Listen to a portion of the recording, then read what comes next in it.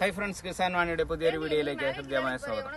തമിഴ്നാട്ടിൽ കൂടി യാത്ര ചെയ്തപ്പോൾ റോഡ് സൈഡിൽ കുറെ ജമന്തി പൂത്ത് നിൽക്കുന്നത് കണ്ട് അതിൻ്റെ വിശേഷങ്ങളൊന്നും അറിയാനാണ് ഞാനിവിടെ. കണ്ട എന്ത് മനോഹരമായ കാഴ്ചയാണ്. പൂപ്പാടം മൊത്തം മഞ്ഞ വിരിച്ചതുപോലുണ്ട്. കൺകുളിർക്കെ കാണേണ്ട കാഴ്ചയാണ്. 2 ഏക്കറിൽ ജമന്തി കൃഷിയാണ്. 1 ഏക്കറിൽ വാടാമല്ലിയും കാന്താരിയുമാണ് കൃഷി ചെയ്തിരിക്കുന്നത്. ജമന്തിയുടെ ഇടയിൽ കാന്താരി നട്ടിരിക്കുന്നത് കണ്ട. കീടങ്ങളുടെ ആക്രമണം തടയുന്നതിന് വേണ്ടിയാണ് ഈ കാന്താരി നട്ടിരിക്കുന്നത്.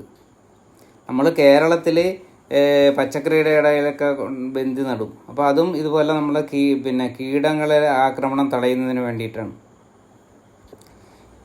ഈ ജമന്തി 3 മാസം പ്രായമായതാണ്. കണ്ട, പൂത്ത് തുടങ്ങിയതേ ഉള്ളൂ. 10 ദിവസം കൂടുമ്പോഴാണ് ഇതിൻ്റെ പൂ പറിക്കുന്നത്. അതായത് ഒരു പ്രാവശ്യം പറിച്ചു കഴിഞ്ഞാൽ അടുത്തൊരു 10 ദിവസം. ഇപ്പോൾ ഇതിന് 200 മുതൽ 300 വരെ 1 കിലോയ്ക്ക് വിലയുണ്ട്. അത് സീസൺ ആണെങ്കിൽ 300 മുതൽ 400 വരെ വില കിട്ടും. ഇതൊരു ആയുധ പൂജ കണക്കാക്കിയാണ് ഇപ്പോൾ കൃഷി ചെയ്തിരിക്കുന്നത്. ആയുധ പൂജയ്ക്കെന്ന് പറയുമ്പോൾ 400 രൂപ വരെ 1 കിലോ ജമന്തിക്ക് വില കിട്ടും. അതായത് 2 സൈസ് മഞ്ഞ ജമന്തിയുണ്ട്,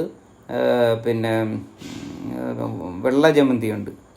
നല്ല ഡിമാൻഡാണ് തമിഴ്നാട്ടിൽ. കണ്ടോ എന്ത് മനോഹരമായ കാഴ്ചയാണ്.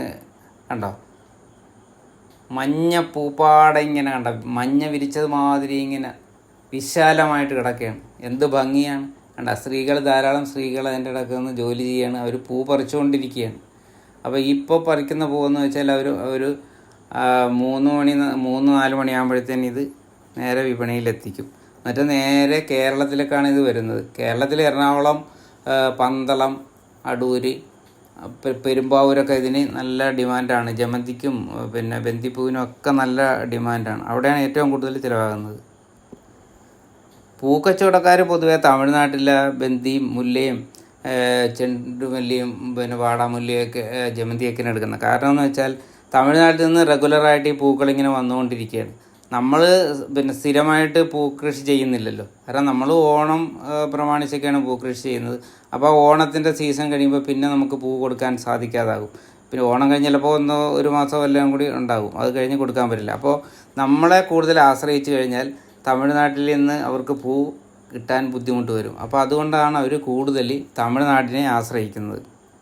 കണ്ടത് ആ ഭാഗം മൊത്തം നട്ടിരിക്കുന്ന വാടാമല്ലിയും കാന്താരി, അതുപോലുള്ള ജമന്തി കുറേ ഇതാണ് നട്ടിരിക്കുന്നത്. കണ്ടോ ആ ഭാഗം നന്നായിട്ട് മഞ്ഞിച്ച് കണ്ടോ. അതെല്ലാം ഈ കൃഷിയാണ്. കുറേ വാടാമുല്ലയൊന്നും പൂത്തിട്ടില്ല. അത് സമയമായി വരുന്നതേ ഉള്ളൂ. പിന്നെ മറ്റൊരു കാര്യമെന്ന് പറഞ്ഞാൽ കേരളത്തിലെ പൂവെന്ന് പറഞ്ഞാൽ ജലാംശം കൂടുതലാണ്. അപ്പോൾ നമ്മൾ ഇന്ന് പറിച്ചു വെച്ച് കഴിഞ്ഞാൽ നാളത്തെ കഴിഞ്ഞാൽ അത് ഉപയോഗിക്കാൻ പറ്റില്ല. തമിഴ്നാട്ടിൽ നിന്ന് വരുന്ന ബന്ദിപ്പൂ എന്ന് പറഞ്ഞാൽ അത് ചെറിയ പൂവായിരിക്കും, കുറച്ച് ഹാർഡായിരിക്കും. അതായത് തമിഴ്നാട്ടിൽ മഴ കുറവുള്ളത് കൊണ്ട് ആ പൂക്കൾ വളരെ ചെറുതായിരിക്കും. പിന്നെ അത് തന്നെ അല്ല, അവരിങ്ങനെ പ്രൂൺ ചെയ്തൊക്കെ കൃഷി ചെയ്യുന്നത് കാരണം ഒരു കൃഷി കഴിഞ്ഞാൽ അടുത്തത് ഇങ്ങനെ കട്ട് ചെയ്ത് നിർത്തും. അപ്പോൾ ചിലപ്പോൾ ഒന്ന് വീണ്ടും വരും. അപ്പോൾ ആ പൂ ചെറുതായിരിക്കും. അപ്പോൾ അത് ഇവിടെ വന്നു കഴിഞ്ഞാൽ ജലാംശം കുറവുള്ളത് കൊണ്ട് 3-4 ദിവസമൊക്കെ ആ പൂ ഇരിക്കും. പക്ഷേ നമ്മുടെ കേരളത്തിലെ വലിയ പൂവായിരിക്കും, ജലാംശം കൂടുതലായിരിക്കും. കാരണം എന്ന് വെച്ചാൽ നമുക്ക് കേരളത്തിൽ എപ്പോഴും ഇങ്ങനെ മഴ കിട്ടുന്നത് കൊണ്ട് ജലാംശം കൂടുതലാണ്. പൂവ് നല്ലത് ക്വാളിറ്റി ഉള്ളതാണ്, വലിപ്പം ഉണ്ടായിരിക്കും. അപ്പോൾ അവർ മറ്റത് ലാസ്റ്റ് ചെയ്യുന്നത് കൊണ്ടാണ് അവർ തമിഴ്നാടിന് അതിന് 140 രൂപ വിലയാണ്. നമ്മളിവിടെ 60 രൂപ 70 രൂപയ്ക്കൊക്കെയാണ് നമുക്കിവിടെ പൂ കിട്ടുന്നത്. നമ്മളിവിടെ കൃഷി ചെയ്യുന്നതിന് നമ്മൾ മടിക്കേണ്ട കാര്യമൊന്നുമില്ല. എല്ലാവരും ധൈര്യമായിട്ട് വാടാമല്ലി ചെയ്തു, ജമന്തി, വെള്ള ജമന്തിയും മഞ്ഞ ജമന്തിയും ബന്ദിപ്പൂവൊക്കെ ചെയ്തു റെഗുലറായിട്ട് നമുക്ക് പൂ ഉണ്ടാവുകയാണെന്നുണ്ടെങ്കിൽ ഇവിടെ നമുക്ക് അതിനുള്ള മാർക്കറ്റും കിട്ടും, നല്ല വിലയും കിട്ടും. അപ്പോൾ ഈ തമിഴ്നാട്ടിൽ നിന്ന് വരുന്ന പൂക്കളുടെ അളവ് കുറയും. നമുക്ക് കൂടുതൽ നമുക്ക് വിൽക്കാൻ പറ്റും, വിലയും കിട്ടും. റെഗുലറായിട്ട് നമുക്ക് വിപണന സാധ്യത കൂടുതലുണ്ടാകും. പച്ചക്കറി അതുപോലെ ഇപ്പോൾ ധാരാളം പച്ചക്കറി കേരളത്തിൽ ഒരുപാട് പച്ചക്കറി ഉൽപ്പാദനമുണ്ട്. പഴയതുപോലെയല്ല, ഒരുപാട് നമുക്ക് ഉൽപ്പാദിപ്പിക്കാൻ കഴിയുന്നുണ്ട്. അതേമാതിരി തന്നെ നമ്മൾ പൂക്കളും ഉൽപ്പാദിപ്പിക്കണമെന്നുള്ളതാണ്. അപ്പോൾ അതുപോലെ എല്ലാവരും കൃഷി ചെയ്യാൻ താല്പര്യമുള്ളവർ കേരളത്തിലാണെങ്കിൽ ജമന്തിപ്പൂ 2.5 മാസമാകുമ്പോൾ പൂക്കാൻ തുടങ്ങും. തമിഴ്നാട്ടിൽ 3 മാസം വേണം. അപ്പോൾ ഇവിടെ ഒരു 10 ദിവസം കൂടുമ്പോൾ നമുക്ക് ഈ പൂ കളക്ട് ചെയ്യാൻ പറ്റും.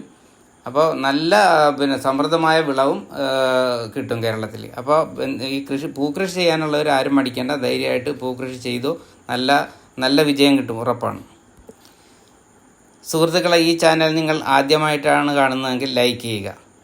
വീഡിയോ കണ്ട് ഇഷ്ടപ്പെട്ടാൽ ഷെയർ ചെയ്യുക, സബ്സ്ക്രൈബ് ചെയ്യുക, കമൻറ്റ് ചെയ്യുക. മറ്റ് പുതിയ വിശേഷവുമായി വരുന്നവരെ ഓക്കെ, ബൈ. Thank you.